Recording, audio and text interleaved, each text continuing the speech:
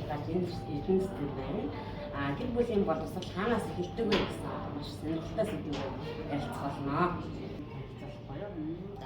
За бүгдээрээ сайн байцгаана уу? Та бүхэний өдрийн мэнд хүргэе. За psychologist руу буюу сэтгэл зүйчтэй өөрөө.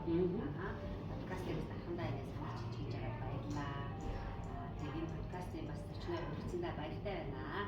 За тэгээд нөгөө өөрийгөө танилцуулах юм бол намайг Эрдэнэ Цэцэг гэдэг гэрэлсэн 3 хүүхдийн хамт амьдардаг. За сэтгэл зүйн зөвлөгч болон гэр бүл судлаач юм байна. Тэгээд өдрийн сэдв бас маш сонирхолтой сэдв сонгож авсан байна. Баярлалаа. За баярлалаа. Тэгээд догтлон одоо урилга явуулсан. Тэгээд үлээж авах хүмүүст маш их догтлсон. Тэгээд одоо бидний үйл ажиллагааг дэмжиж юм гоё гэрэлсэн царайгаараа манай подкастыг чимжээгээ талхал илэрхийлье. За ер нь таны бодлоор одоо гэр бүлийн боловсрол гэж юу юм ханаас хэлтий те. За тэгээ гэр бүлийн боловсрол гэхээр хүмүүст ингээд айгүй өлөг болсон үг юм шиг сонсогдож магадгүй. Гэхдээ яг үндэ энэ бол бидний гэр бүлээс эхэлдэг. Бас чухал боловсрол. Бид нар одоо жишээлбэл бэлгийн боловсрол олдох талаар тэ сургалт суудаг эсвэл тэр боловсролыг авдаг. За гендрийн тухай асуудал ч гэдэг юм уу те. Эсвэл ажил мэргэжилтэй холбоотой мэргэжүүлэх боловсролыг ингээд авдаг. Тэгсэн хэрнээ хүний амьдралын ингээд нөгөө утга учраар нь юм үн цэнээр ингээд үнийг бодоод үзэхээр баруун ийм судалгаа гарсан байна л да. Ямар судалгаа вэ? Хүн яг ингээд өөх гээд одоо ингээд эмхийн орон дээр хитчихлээ гэж төсөөлөх юм бол тэр 80 эртэдээ ингээд өөхөний хитчихвэл за танд юу бодогдох вэ? Манай мөнгөнөд юу гэж бодогдох вэ? Юу гэж ядаж байна? За ер нь бол амьдрал дуусч байгаа юм байна. Гэхдээ энийг одоо 50-аар үдэж явуулъя гэж бодож байна. Яг зөв. Тэгээд ингээ энэ асуултыг бас нөгөө сургалтынхаа явцад бас би олон хүмүүсээс асууж ирсэн. Ихэнх тохиолдолд хүмүүсийн хариуж байгаа байдал юу вэ?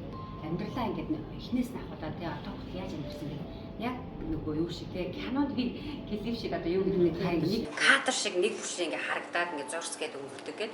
Тэгээд ингээд ирэхээр нөгөө зарим бүх дурсамжуудаа ингээ санаад ирэх үед хамгийн эцээцэд ингээ амьдралын утга учир үн цэн ингээ гэр бүл дээр тогтож ирнэ. За тэр нь юу гэсэн утгатай ингээ жишээлбэл эмч мэргэжилтэй хүн байвал ингэж тойрж явах үедээ мэдээж би нийгэмдээ хувь нэмэр оруулж тий ажил мэргэжлээрээ авьяас чадвараа ингээд улс орныхоо төлөө би зориулсан гэдэг зүйл мэдээж бодогдно.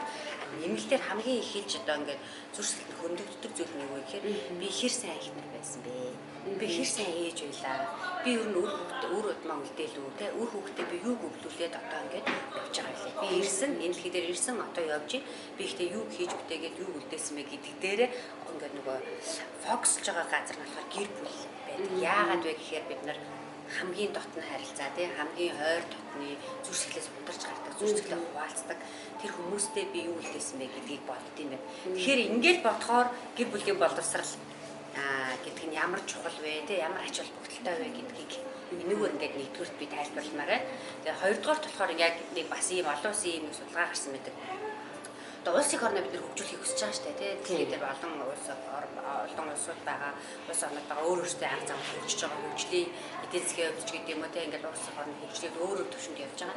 Тэгээд нэг ийм одоо үзүүлэлт гэх юм уу дүгнэлт гарч ирсэн. Тэр нь юу вэ гэхээр улсын орноо хөгжүүлэх гэдэг юм бол хувь хүнээс эхэлж байна. Улсын орны хөгжил хувь хүнээс эхэлж байна. Яагаад гэхээр одоо мэдээж бид нар нийгмийн тогтолцоо бүтцийг хөгжүүлж байна тийм ээ.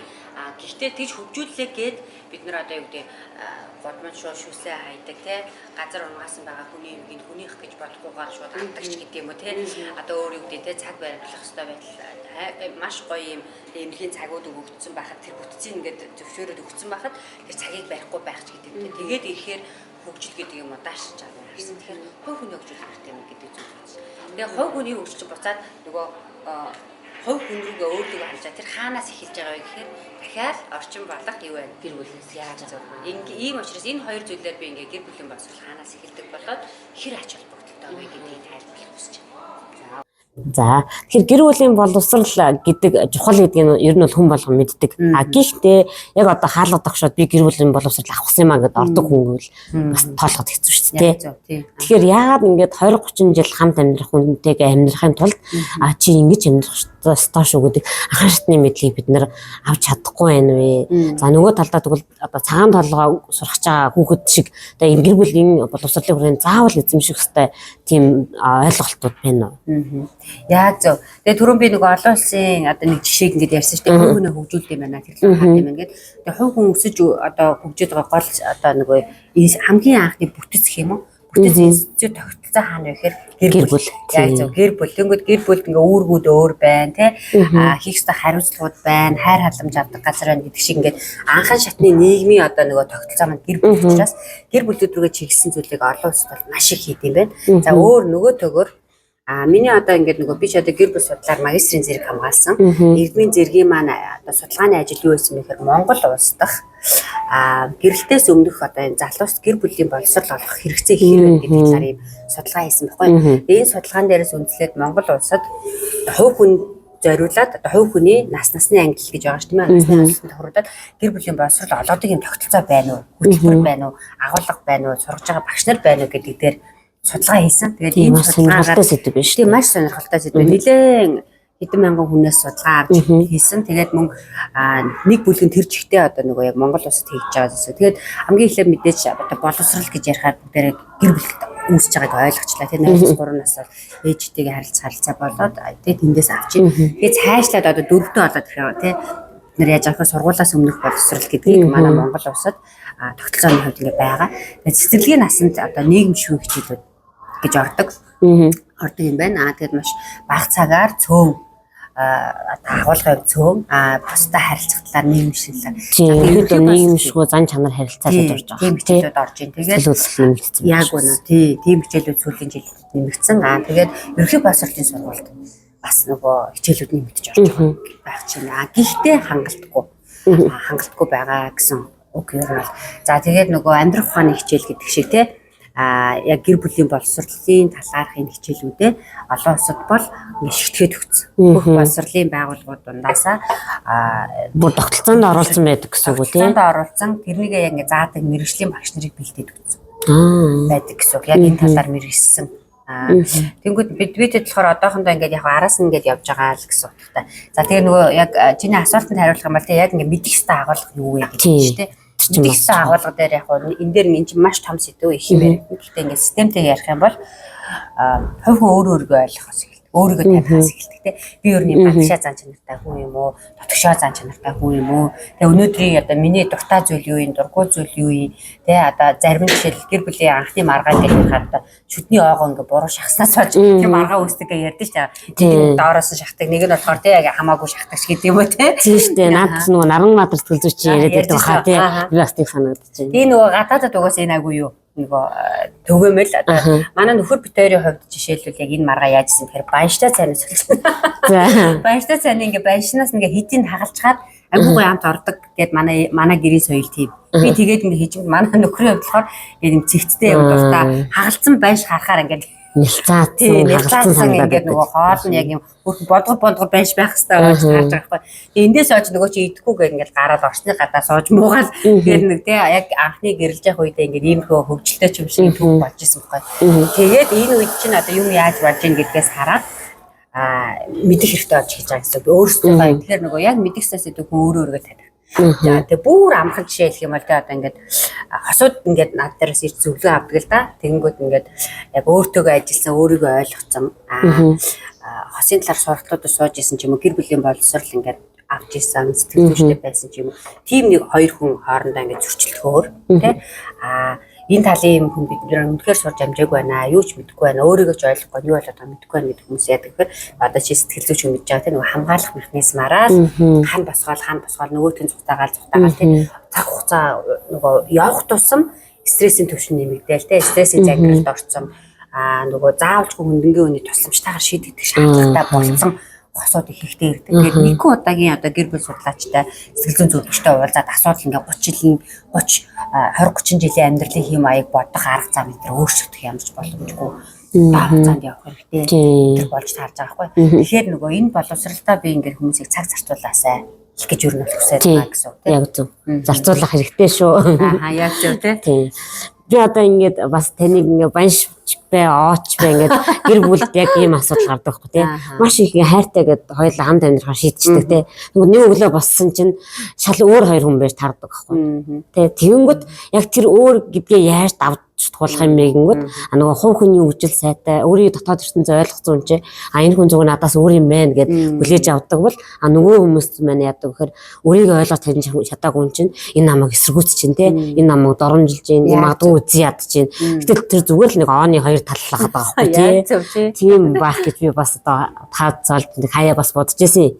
Тэгээд энэ дээр нөгөө нэмж хэлэхэд бас одоо жишээл нөгөө хүн чинь ингэдэг одоо нөгөө өөрчлөх гэдэг чинь одоо манай Монгол эмэгтэйчүүд бол тий насаараа нөхрөө өөрчлөх хүсэлтэй хүмүүс. Би тэгээ сонголтуудаа хэлдэг байхгүй. За уучлаарай. Одоогийн байдлаар энэ дэлхий дээр тэгээ ер нөхрөө өөрчилж гэсэн нэг ширхэгч эмэгтэй бүртгэдэггүй байх шүү. Тэгэхээр нөгөө хажууд хүнэл өөрчлөхгүй тий энэ л болохгүй. Байн шиг одоо ингээд задлалгаар нь идүүлдэг болох гол үзээд байгаа байхгүй тий. Тэгэх гээд байна тий. Тийм зүйл яригдж байгаа гэсэн. Яг ингээд бодохоор эрэгтэй хүнийг ер нь өөрчлөх боломжгүй юм уу? Яг шууд хэлэх юм бол ер нь бол ганцхан эрэгтэй ч гэхгүй. Хосууд хинч хүнийг өөрчилж чадахгүй гэдгийг энэ бол бидний нөгөө багтаа сурцсан байх хэрэгтэй хэл хязгаар. Зарим биднэрт ингээд чаддаг юм гэж байдаг, чадахгүй юм гэж бас байдаг тийм. Тэрийг ойлгох хэрэгтэй. Гэтэ яах юм одоо хүн өөрчлөхгүй юм биш тийм ямар хэцүү юм бэ тийм. Өөрчлөлмөр байгаад байдаг гэсэн тийм ингээд амхандаа ингээл эхнэрүүд бол ялангуяа гэдэг энэ хосын харилцааны дугаар дээр хоёул илүү тодорхой ярина за.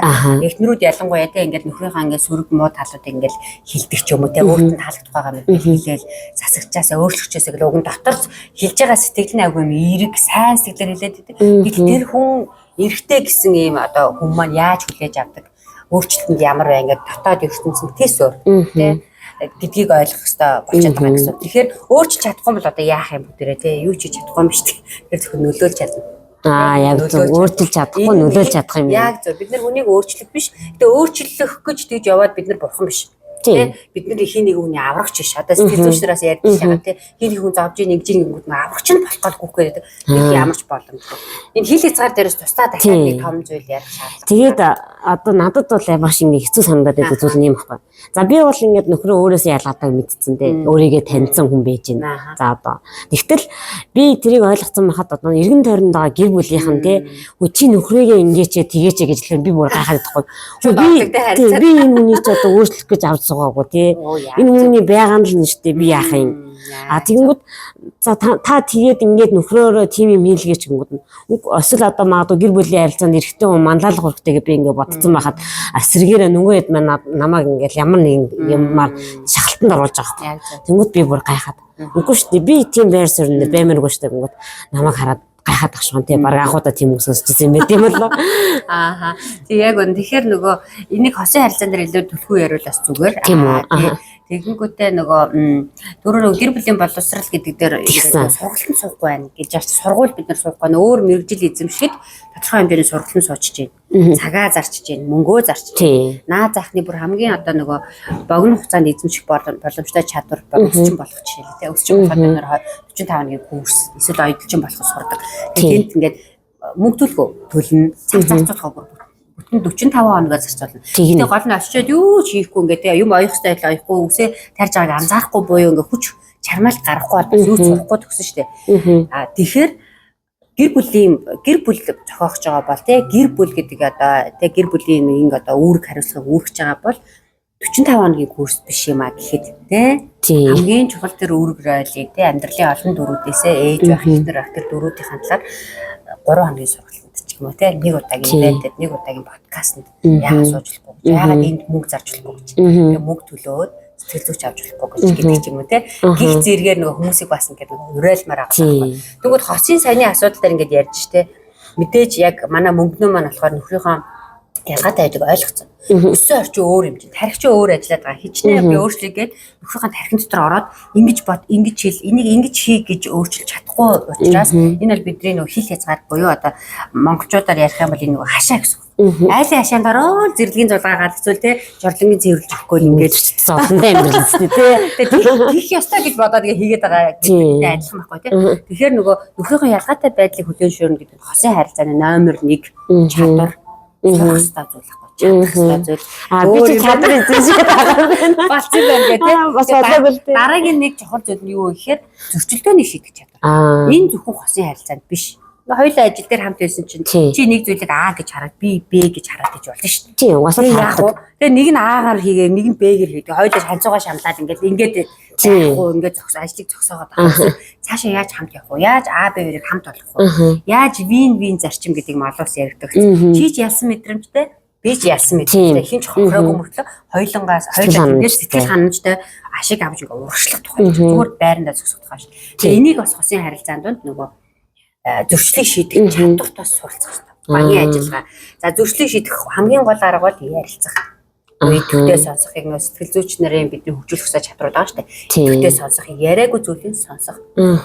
Сонсох гэж сонсож ойлгох гэдэг. Нөгөө сонсох, ойлгох, бие хэлэмжтэй. Гих зэрэгээр тэгэл одоо нөгөө хосын харилцаан дээр зөндөл их юм гарч ирнэ. Эхнүүд ингээд зүгээр сэтгэл мэдрэмжээ илэрхийлтэл ярихаар нөхөр шууд шийдийг хэлж өгöd гэдэг тийм. Бол наад найсгаа байна. Тэрийг хэлүүлэх гэж биш яах гэж зүгээр ярьдаг вэ гэхээр хүссэн ялгаа шүү дээ тий. Зүгээр сэтгэл мэдрэмжээ ингээ асгаж өгөх. Газар эмэгтэй хүмүүс хэрэгтэй гэдэг учраас ярьдаг шүү дээ. Тэгээ ингээд өөр хүссэн ялгаанаас болоод хосын харилцаанд нөлөөлж энэ буцаад гэр бүлийн боловсрал гэдэг юм дотор маань агуулгууд дотор маань ингээд орж ийнэ. Тийм ээ. Гэдгийг харж байгаа байхгүй. Би бол сая одоо юу гэж ойлгосон юм гэхээр хосын харилцаанд бол хамгийн түрүүнд бол ерөөсөө хувь хүн өөрийгөө ойлгох хэрэгтэй байна. За өөрийгөө ойлгосон дараа өөр хүн юм чи мэдээж ялгаатай байна тий.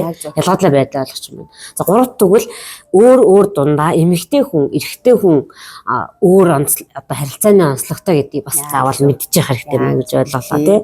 За хэрвээ одоо ингээд за хоёр хос байж агаад гэрлээ.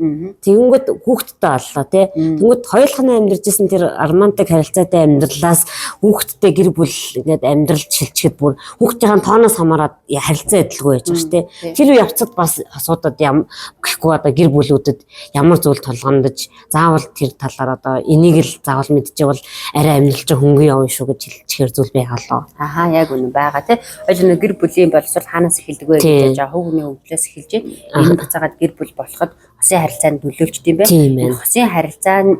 Хосын харилцаа маань хүүхэд хүмүүжлийн суурь гэж ойлгож байна. Хосын харилцаа бол хүүхэд хүмүүжлийн. Яг нөгөө Монгол гэрээ төсөөлөх юм бол бүгдээрээ аав ээж хоёр бол хоёр баг нь байна. Нэг нь их ачаа өрөөд, нэг нь баг өрөөд, нэг нь хугарсан ч юм уу гэмтэлсэн байхгүй. Тэр гэр дотор байгаа зүйл нөлөөлөх үү? Тэр баг нь ямар байгаа нь нөлөөлнө. Тэгэхээр энэ хүүхэд хүмүүжлийн хамгийн чухал суурь ойлголт бол энэ хос баг нь болох эхнэр нөхөр хоёрын хоорондын бат бөх харилцаа. Биеийнхээ тал зогсож байгаа байдал, би нэг бие болж ойлголцож байгаа байдал, хөрмийн андгаа тангарыг сонсох бол маш гой өгнүүд эдэн шүү дээ тий. Өвлөө зовлонтой гэх хүмүүс өөрөлдөг тий. Энд дээр бас одоо сүүлийн үед нэмэлтээр сэтгцийн эрүүл мэндийн хувьд буюу тий бас зарим сэтгэл хөдлөлт туулж иж болно. Өвчтөе зовлонтой үед би чам хайрлна гэсэн бол сэтгэл зүйн хувьд сэтгэл хөдлөлт туулж байгаа. Эсвэл сэтгэл төвших хэмжээг туулж байгаа тий. Чаналж байгаа, ганцаарч байгаа энэ үеийн ч гэсэн бид нар хайрлаж давж гарахаас өөр аргагүй гэдгийг энэ амлалтаар ингээд буцаад ирж байгаа байхгүй. За тэгвэл хүүхдийн талаар ярьж тий. Яг энэ хувь хүний хөгжил хоёулаа хоорондоо нэг уулзраа болдог болчлоо романтик байдал эн чинь хүүхд хүмүүжил нөлөөж байгаа шүү. Энэ зузаан байх тусам таны одоо гэр бүлийн байшингийн суурь зузаан байна л гэсэн үг байхгүй. Энэ хөнгөн ингээд өөрсдөө сайн мэдэхгүй байхдаа гэрэлчлээ гэж яддаг тий. Гэнт ингээд жирэмсэн болоод хүүхдтэй болцсон. Тэгээ энэ мэн болохоор ингээд бид нэр гэр бүл төлөвлөлт гэдэг юм руу орж байгаа шүү тий. Жишээлбэл одоо ингээд гэр бүл яагаад ингэж их салаад байна вэ гэхээр яг тэр асуудлуудыг бүгдээрээ ингээд хаалгасаж харилцаатай эцэг эхчүүд хүүхдүүдтэй гэр бүлийн боловсролын талаар хуваалцахгүй ярихгүй. Гэр бүл гэдэг чинь хариуцлагатай, насан туршийн тий үүрэг хариуцлага хуваагдаж байгаа шүү тий хэлэхгүй байгаа тий. Тийм үстэй тий. Тэгэнгүүт жишээлбэл одоо олон улс юу санал болгодог гэхээр энэ удаан хугацаанд үерх найзал шууд дотны харилцаанд ороод нөгөө юм хариуцлага үүрэх харилцаанд орхосоо илүү найзлж явах явцдаа энэ ийм юм дуртай байна. Нэг гэр бүлийн соёлтой байна. Энэний хүсэл мөрөөл ийм юм байна. Бид тэр хэр нийцтэй ингээд тэр үедээ даван туулаад окей үнэхээр яг шалгарч ийн хайр сэтгэл маань шалгарч үлдлээ тий ингээд зогслоо гэсэн тохиолдолд гэрлэхтэр яг гэрлэх тухай нэлээд удаан хугацаанд таньж мэд гэдэг зүйл болж байгаа.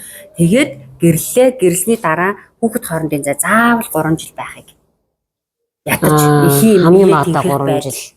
Энэ бол ер нь стандарт хугацаа гэж үзэж байгаа. Ер нь бол гэр бүл төлөлт гэдэг юм нас гэр бүлийн боловсролоос эхлээд байгаа байхгүй. Би хизээ гэрлэхүү, хинтээ яаж хэр удаа үерхүү, хизээ би хүүхд гарах уу, миний те карьераа хизээ яаж хөөх үү, нэг нь гэртээ хүүхдээ хараад ингээ байж явах үед хүүхдээ шууд гаргачаал ингээ нөгөө 24 цэцэрлэгт өгж байгаа юм тусгаж байгаа. Маш харамсалтай тий. 24 8 сар 2 сартай 8 сартай хүүхдүүд өгч өгөөд ажилд ормоор юм гэсэн. Яагаад тэгэхээр нөгөө санхүүгийн юм байхгүй тий. Тэгсэн чинь надад одоо нэг юм гоё кейс санагдаж байгаа байхгүй. Гоё талаас нь юу нөхөр өвөр Монголын одоо туршлага сая манай одоо багш нар судлаад ирсэн чинь яттад 3 нас хүртэл хүүхдэд цэцэрлэгт өгдөг юм. Ээж өөрөө харах хэрэгтэй. Тэгээ ингээ бодсон чи яг сэтгэл зүйн одоо онлоор бодоход тийм байхгүй. 3 нас хүртэл яах вэ? Тэр хувь хүн үсэх орон зай ахгүй. Тэгэл тэр орон зайг үүсгэж чадаагүй хаа дараагийн дахиад нэг хувь хүнийг хүлээж аавна гэдэг бол өөрөө бас боломжгүй зүйл юм шүү дээ. Тэгээ ингээ танихгүй орчинд ээжээс нь салгаа тий. Багштай олон нийгэмш мэж тас гэж хитэж байгаа шүү дээ тий. Эндээс хөөх нөгөө хүүхд чинь тэгээ бид нар одоо сэтгэл зүйн шалгаар мэдээд байгаа байхгүй юу? Тархины хувьд яаж амьд үлдэх вэ гэх тий. Нөгөө даван тул гарах чадсан бол амьд дээрээ гэж байгаа юм шиг тий. Тэгэнгүүт яг баг нөгөө хувь хүний онцлог болоод аливаачлыг даван тулж байгаа байдлын тэр багаас нь тэр байшингийн суурьаар ярьж байгаа. Яг тийм. Тэр харилцаанаас үүсэж байгаа гэдгийг олон эцэгчүүд, ээжүүд маань хэлээд нөгөө зөв төлөвлөд хүүхдээ болох зүйлдээ анхаараасай л гэж хэлж. Хүүхэд гараад ирлээ. Тэгээ юу захимаар байна гэсэн чинь хүүхдийнхээ төлөө суралцдаг аав ээж байгаарай л гэж хэлээ. Яагаад тэгэхээр болцсон би төгс болцсон би чадж байгаа гэдэг юм бол байхгүй. Тэгэхээр байнга суралцж явах үйл явцад таньж хөдөлгөхгүй. Хэдээс одоо юугүй буруутахгүй гэж хэлээ. Тийм шүү дээ. Одоо Instagram, Facebook-оор та нар ийм үг их сонссон баг. За хүн бол дасралтгүй суралцагч байх хэрэгтэй. Дасралтгүй суралцагч хүн л орлого носч юм. Дасралтгүй суралцагч хүн л одоо хөгжиж юм энэ гэж ярьдаг те. Тэгтэл тэр дасралтгүй суралцах үйл явц чинь нэг номер нь гэр бүл ах юм шүү дээ. Гэр бүлийн харилцааг яаж удирдах явуулах талаар жихээ тавиад нүдэ нэгээд суралцаасаа гэж би бас хэлмээр байна тий. За дахиад сонирхолтой асуулт асууж болох уу? За тэгэнгүүт одоо ингээд монголчин нэг хэцүү зовлон байдаг шүү дээ. Ярьж байгаа юм амьдрал дээр боддоггүй тий. Одоо хоёулаа гэр бүлийн боловсрол чухал гэж ярангууд яг үннийг хэлэхэд одоо дунд орчим насны түүнээс дээш насны хүмүүс өөрсдөө яг одоо сэтгэл зүйн гэр бүлээс сэтгэл зүйн шарахыг аваад үлдсэн. Яг одоо тэр нөгөө гэр бүлийн боловсролыг авч чадаагүй хэрнээ 40 50 жилийн насыг туулаад өнөө хүртэл амьдраад явсан хүмүүс байж шүү дээ тий.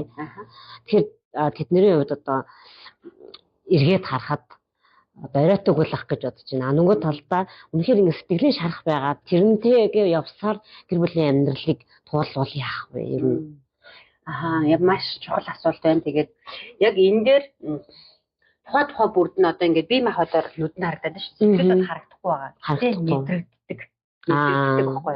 Мэдрэгддэг, мэдэгддэг энэ хүүхээр аз жаргалтай амьдарч байна. Тэгээ та ингээд тэгээ бодохоор ингээд бие махбодын шархал ил харагдан те энэчнээ буулгасан байна, энэчнээ хутгтай юм байж юм. Бирсэн байна. Энэ нь бол эдгээг одоос нь бугалсан байна. Гар нь бүр ингээд тахисан байж гэдэг юм ингээд тэрэн шиг сэтгэл зүйн шархууд хөндөгдөхгүй бол ингээд далд нуургацсан те. Тэрийг бүр маш сайн нуугаад сурсан өөр фейсбુક те дүр зур гаргаж сэтгэл зүйн шархаар нуугаад явсан тохиолдол зөндөө байна те. Тэгээ ингээд олон явах тусам ер нь л шахтай хүн бусдыг шахалдаг. Яг зөв. Шахаач наадаг гэсэн үеийг бээрээ. Тэгээд энд нь ингээд санаамсаргүй хүрнэ штэ. Хүүхдэн ч хүрж болно. Санаамсаргүй байдлаар яг эмзэг сэдвийн те. Хөндөх үед нөгөө бидний яадаг сэтгэлзүйчдэр яадаг нөгөө тавч байгаа штэ. Улаан тавч дарагдах бай, триггер буюу яг тэр эдэн дээр дарагдах үед өөр ирэхгүй гараад татдаг шиг сэтгэл зүйн хувьд гэсэн яг ийм юмнууд болдгоо. За ингэж дарагдсан үед энэ эдээ бэр татсан тэгээд гинт тесрэн амиа орлохыг хүсэн ч юм уу те. Сэтгэл байдал өндөр нь нэгдүгээр, хоёрдугаар татна. Энэ бол ер нь яхаараа би ингээд чиний төлөө те эдэн жил ингээд төвчж амьдрдیں۔ Одоо нөгөө гэр бүл салж байгаа асуудыг ингээд нөгөө статистикээр аваад үзэхэд Монгол улсад маш олон жил ханилдан асуудлыг салж байгаа. За салж байгаа шалтгаан нь ингээд үзэхээр тисэж амьдрсан хүүхдүүд том болсон. Одоо би өөр хороор амьдрмаар байна. Тэгээд нэг бол маш харамсалтай тий. Тэгээд эдийн хүртэл би чамайг тэтлээ одоо болио гэсэн үг тий. Тэгэхээр энийг яг эрүүл арга замаар энэ шийдэж байгаа бас үгүй байна. Тийм байгаад ингээд салалтаа тисэж байгаа. Тийм байна. Салчээ. Одоо та эрхчлээтэй амьдр гэхээр нэг бодлоо эргээд харахад сайн 40 50 60 жилиг үнэхээр ингэж урвааж өнгөрөөгүй өөртөө битээ ач харгалтай өөргөө бүтээсэн тий. Ач харгалтай эмэгтэйгээр одоо хайрлагдсан үн цэнтэй эмэгтэйгээр өнгөрөх үү гэдэг нь таны сонголт болж харж байгаа. Гэр бүлийн харилцаанд дэвчээр яваад авч өөрөө шийдэл биш юм биш үү тий. Шийдэл биш. Удаан хугацаанд авч явахгүй. Яг нөгөө манайхын төлөө яг нөгөө сэтгэл зүйн хувьд яг нөгөө нүүр тулах гэж ярьдаг шүү дээ. Эрүүлэр фейс хийх биш. Нэг бол нөгөө төвчих, нэг бол нөгөө нөгөө яг зайлсхийхтэй дөрөв юу байж хамгаалах механизм ажиллаад тэрийгэ буруу арга замаар эрүүл аргаар биш туулаад байна. Тэр нь бол буруу хамгаалтын механизм ашиглаждаг гэсэн үг. Тэгэхээр хүнд нөгөө лимит байдаг гэсэн үг байхгүй. Төвчж болно. Төвчжээ хүүхд жоохон байна, хүүхд том байна. За хүүхд төсвөрөөсөө ингэж явж идэл энэ буруу арга замаар яагаад тэгэхээр яг тэр үед нь одоо ингэж очиж шинээр шийдтий гэхээр маш олон жилиг тэр одоо үйл өөрчлөлтөгаа, хорсолтоогоо тийм чирээд явсан байгаа байхгүй. Тэгэхээр тэр хүнд одоо хэцүү болох үе аюу удаан хугацаанд ажиллах хэрэгтэй. Гэтэл ажилтаа амьдрах цаг хугацаа богино хөвөлдөг. За бидний мэдээж одоо бид хоёр бол өнөөдөр яг гэр бүлийн боловсролын хүрээнд ярьж байгаа. Цаашдаа бол хосын харилцаа, гэр бүл салалт, магадгүй нууц амраг, секс гэж одоо харилцаануудыг бид нэр ярих боломжтой юм. За тэгэхээр хоёулаа одоо өнөөдрийнхөө подкастын дахиад нэг одоо ярилцах хэвээр сэдв бол юу юм бэ гэхээр хувь хүний хөгжил хосын харилцаанд нөлөөлдөг юм бол хосын харилцаа нь өөрөө нийгэмд яаж нөлөөлдөг юм бэ? За өөрөөр хэлбэл хос түүн дундаа яг ингээд гэрэлсэн гэрлээгүй энэ холбор нь нийгмийн бусад хүмүүстэй харилцах харилцаанд яаж нөлөөлж байна? Яг зөв. Гэр бүлүүдийг яг гэр бүл гэж ярихаар гэр бүлүүдийг ингээд нөгөө хосын харилцаанд гэж нөлөөлж байгаа шүү дээ тийм. Нийгмийг бүрдүүлж байгаа хүчин зүйл бол гэр бүл. Гэр бүлүүд болчихж байгаа байхгүй юу? Тийм, яалтчгүй. Яалтчгүй. Тэгэхээр одоо чанартай гэхин цаашаа энэ эсвэл гэр бүлийн боловсрол өндөр гэр бүлүүд, аж аргалын индекс өндөр гэр бүлүүд олон байх тусам тухайн орон нутаг болоод тухайн амьдарч байгаа хэсэг ямар ах уу гэдэг нь. Тэндээс гарч ирж байгаа хүүхдүүд ямар байх уу? Тийм. Тэр аж аргалтай хосын харилцаанд байгаа үр хөвгтөгийн харилцаа харилцаанд дүг байгаа, үр тэтгэлтэй байгаа хүмүүсийн ажлын бүтээмж ямар ах уу? Өөрийгөө мэдрэх байдал ямар ах уу гэдэг бодохоор ажил үс бүтэмжтэй ингээд нийгэмдээ эргээр нөлөөлөх. Тэгэхээр гэр бүлүүдэд дэмжих нь маш чухал болж байна. Яг залуу гэр бүлүүдэд дэмжмээр байна тий. Одоо байр орон сууцны асуудал байна тий. Үр хөвгтөө харах асуудал байна. Маш олон юм нийгмийн гаралтай асуудлууд биднээс өвтөж байгаа гэсэн. Хоорондоо маш зөв байгаад нэг хичээж байгаа ч гэсэн нийгмийн тогтолцоо талаасаа бид нар улс орон талаасаа юм те төр улс биднийг дэмжиж өгөх юм бол ингээд хөгжиж явчихж байгаа. Яг зөв те. Одоо ингээд зүгээр инженеэр ботход за өглөө гарахад хоорондоо маргаантай хүүтэн үндэ ярилцлагатай уур амьсгалаас чивэнээс ингээд суг усрал хаалгаар гарлаа гэж бодъё. Тийм одоо мэдрэмжийг мэдэрч байгаа хүүд хичээл дээр очиод ямар байх ойлгомжтой те. Тийм мэдрэмжтэй эмэгтэй хүн ажил дээр очиод бусдад магадгүй ямар характер дааш гарахыг тааруулах шүү дээ. Нөгөө талдаа тийм эрэгтэй хүн оройн магадгүй эргээд гэрийн хаалгаар орохыг хүсэхгүй гэдэг ч ихсэн асуудал гарч иж болох юмудаа гэж харж байна тийм. Тэгэхээр нөгөө яг цанастай хувь хүний хөгжлөөс хосын харилцаа хамтлаг хосын харилцаанаас хүүхд хүмүүжил хамаарчлаа.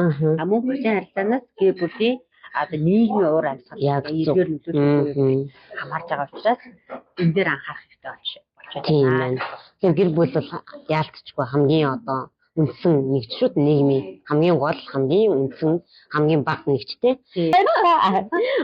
Яа одоо нэлээ одоо удаан хугацаанд ярилцсан чинь харин ч бүр олонний махсуумаар дэлгэрүүлмээр санагдаад байна. Хоёулаа дахин сонголцсон шүү дээ тий. За одоо сүүлийн одоо цаг хугацааг танд үлдээ. Яг ингээд одоо гэр бүлийн талаар одоо анхааран сонсож байгаа одоо сонсогчтой хандаад танд хэлэх үг байна уу? Бас дээр нь эргээд ингээ холбогдъё гэвэл яаж холбогдох боломжтой байдаг вэ?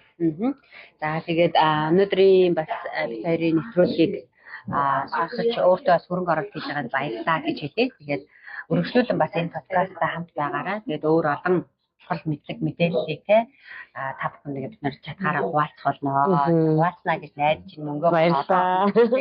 Танайхаа уулзах баха. Тэгэхээр яг захиж хэлмээр байгаа зүйл нь гэр бүлийн боловсрол мөнгө зараарай. Мөнгө зараарай, цаг зараарай, хүчээ зараарай.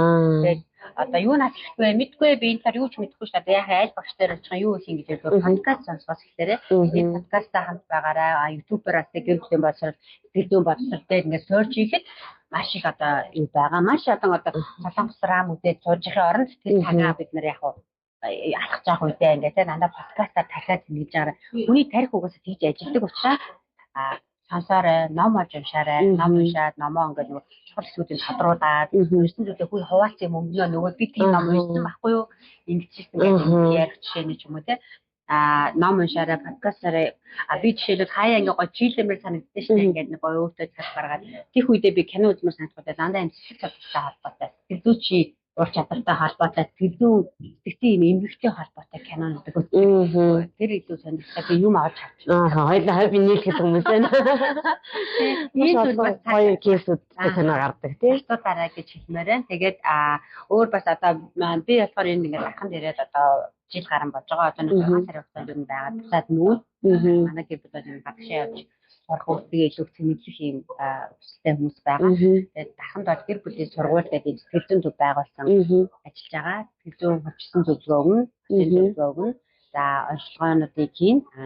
Хүүхдийн бас зөвлөгөө байгаа. Хүүхдүүд байгаа. Гоё ивентүүд байгаа. Өчигдөр ээж өхний болцоо гэдэг ивент зохион байгуулсан. За манайхаас гаргасан бас юуны зургийг би явуулснаа тэнд одоо байж лээ. Карт байгаа, өөр өөртөө ажиллах хаалтай шиг байгаа. Тэгээд хамт олон одоо байгууллагын сургалтууд бас хий. За баярлалаа. Тэгэхээр нийт одоо сонсогчдод хандаж хэлэхэд хэрвээ гэр бүл чинь ингээ асуудал байгаа шийдвэрлэж чадахгүй байгаа бол санаа зовоол ганцаараа бүхэндээ байхаас илүү сэтгэл зүйчид ер нь бол хандвал маш үдүнтэй. За дээр нь үнэхээр ингээд тохиод жижигхэн таньдаг хүн дээр очих санаа зовоод байвал манай одоо гэр бүл судлаач ирж шүү. Тэгээд та бүхэн зорж ирээрэй гэж хэлмээр байна. За тэгээд би одоо подкастынхаа зарим хэсэг дээр нь сэтгэл зүйчийн гэр бүл судлаач Эрдэнэцгийнхаа одоо хэвлэж гаргасан өөрийнх нь бүтээлүүд, картуудын талаар мэдээллийг давхар та бүхэндээ өгөх болно. Тэгээд өнөөдрийн подкастыг бол би маш их үр дүнтэй болсон гэж бодож байна. Таны хувьд ямар сэтгэлтэй байна? Тий сонирхолтой илүү хөндлөө. Тэгээд яг нөгөө зөвхөн өнгөцгөн хэсгүүдийг бүгдээр ярьсан. Яг гүн гүнзгий ороод энэ яг юу гэж бодохтай энэ одоо яаж илэрдэг ч гэдэг юм уу те. Энэ ямар нөлөөтэй ингээд ярих юм бол маш их юм амьдралтай холбоотой практик алхмуудыг шийдлүүдийг бас ингээд ярих боломжтой гэж байна. За баярлалаа. Айгу баяртай байна. За амжилт. За баярлалаа.